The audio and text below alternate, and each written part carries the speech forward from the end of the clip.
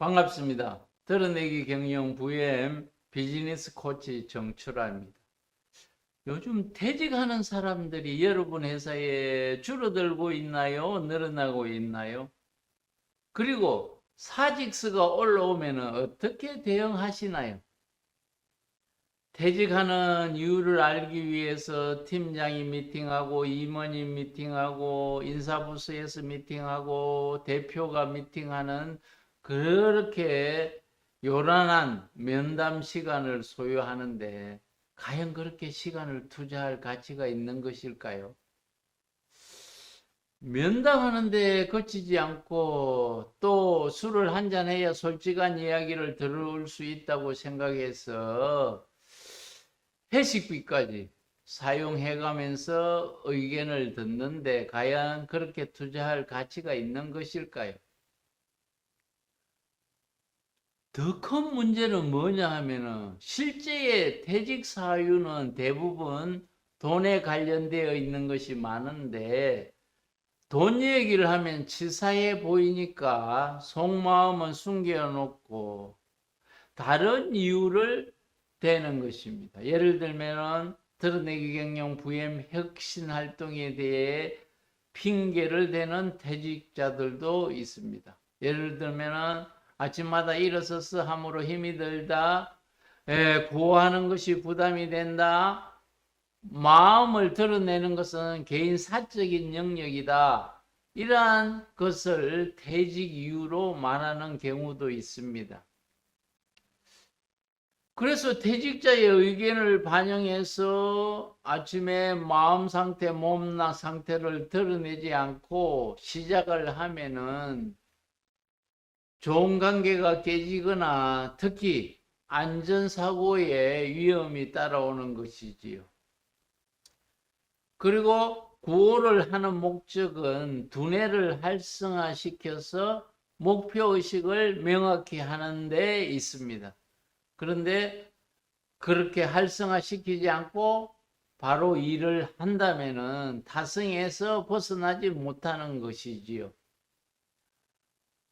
그래서 서서 하는 것이 힘들다고 하는 얘기를 듣고 책상에 앉아서 VM을 하는 팀도 생기게 됩니다.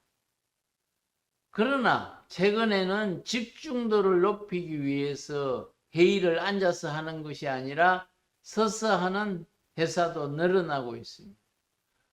우리가 하루 전투를 시작하기 위해서 아침 20분은 작전을 짜는 데 투자하는 시간인데 작전 회의를 앉아서 하는 전투 영화를 본 적이 있습니까?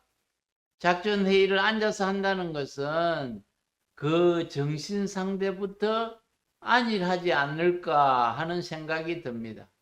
따라서 퇴직자에 대한 면담은 임원이나 인사부서에서 1회나 2회 정도 하고 그리고 그냥 면담하는 것이 아니라 회사의 성장 발전을 위해 꼭 필요한 것 세 가지와 그 세 가지를 개선하기 위해 필요한 생각을 정리하게 하여서 그것으로 면담하는 것으로 마무리하기를 권하고 싶습니다.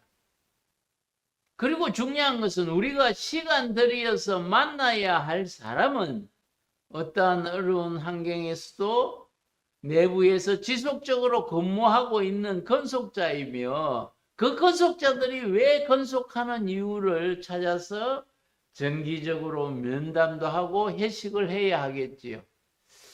개인도 강점이 있습니다. 마찬가지로 회사도 강점이 있지요. 직원들이 느끼는 우리 회사의 강점이 무엇인지 알고 그것을 서로 나누고 공유하는 것이 중요한 것입니다. 불확실성 시대에 회사의 강점이 이 어려운 시기를 헤쳐나갈 수 있는 토대가 되기 때문입니다. 약점을 찾아서 보완해봐야 경쟁사를 따라갈 수가 없습니다.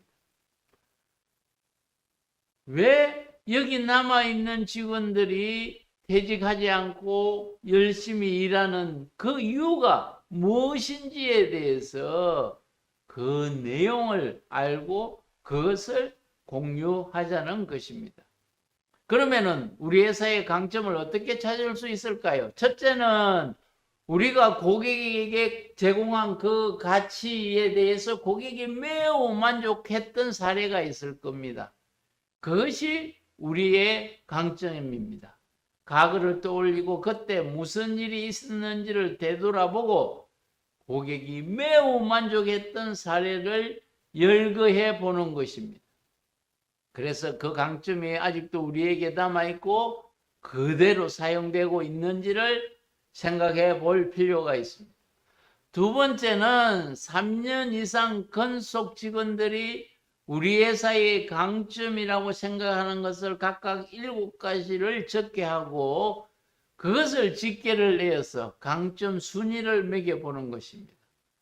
근속 직원들이 인식하는 우리 회사의 강점들이 무엇인지를 파악하고 그 강점을 멤버들한테 공유하고 그리고 그 강점을 더 강하게 하는 것이 필요한 것이지요. 세 번째는 우리가 타사와 차별화되는 우리의 문화, 우리의 역량 시스템을 파악해 보는 것입니다.